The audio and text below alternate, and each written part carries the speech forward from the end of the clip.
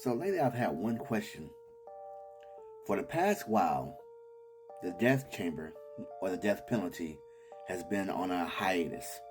It's been on a hiatus for the past 13 years, I believe. During these 13 years, you're more likely to die of natural causes than to ever be put on the death chamber. But for the past week or two, everything's been free flowing. So of course I want to know why. And I found a few stories to really just figure this out. So one of the first men executed was Marcellus Williams. Marcellus Williams was accused of breaking into a woman's home and killing her.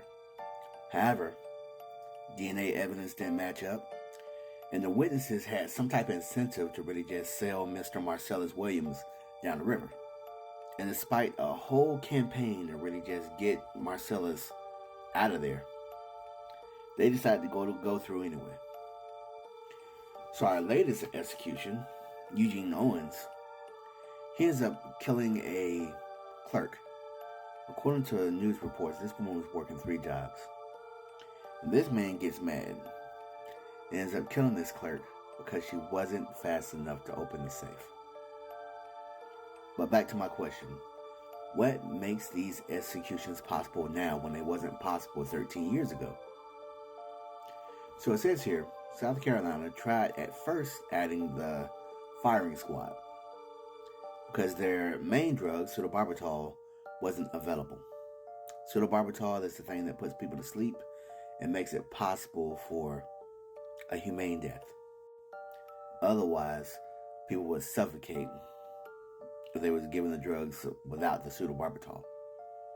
So for a while, people didn't want to go and be seen giving drugs to a prison that was using it to going to kill people. The doctors and physicians suddenly grew conscious and they recognized the Hippocratic Oath. I will do no harm. However, the prison decided to go and sweeten the deal. They say, look, we got a mandate. We got to get these people up out of here. Prisons are being overfilled. These people shouldn't even be here. So they told the people what they're willing to do. Look, I'm willing to going to give you a shield. Yes, we're going to kill people. But at the same time, we will leave your name out of it. Your company, your brand will not be affected. No one can go on a search for it. It'll be redacted. So, to carry out executions, the state switched from a 3-drug method to a new protocol of using just pentobarbital.